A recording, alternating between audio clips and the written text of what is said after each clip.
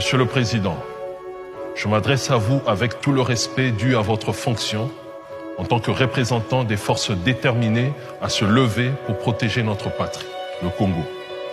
Dans notre lettre datant d'il y a 1 an déjà, nous avons exprimé notre constat amer selon lequel, malgré la longue durée du conflit qui nous oppose au Rwanda de Kagame, aucune solution efficace n'a vu le jour.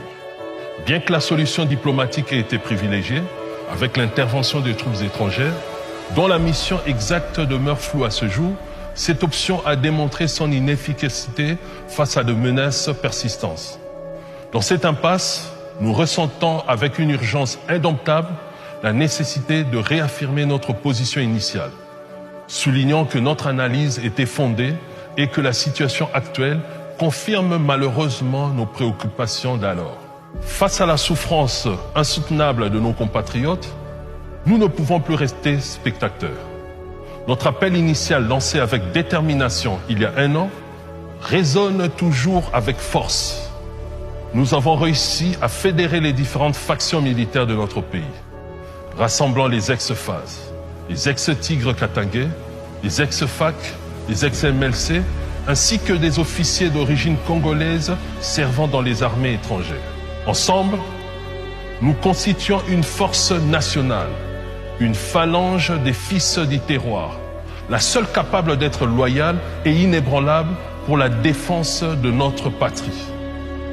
En tant que militaires, nous sommes prêts à quitter nos zones de confort afin de mener la guerre jusqu'à Kigali si la situation l'exige, emboîtant ainsi le pas à d'autres nations confrontées à des menaces similaires.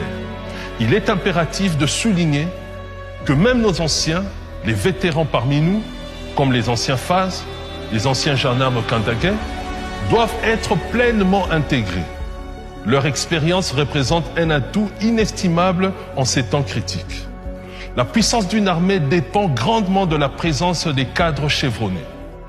Les anciens FAS et les gendarmes katangais parmi nos rangs ont une expérience de guerre inestimable.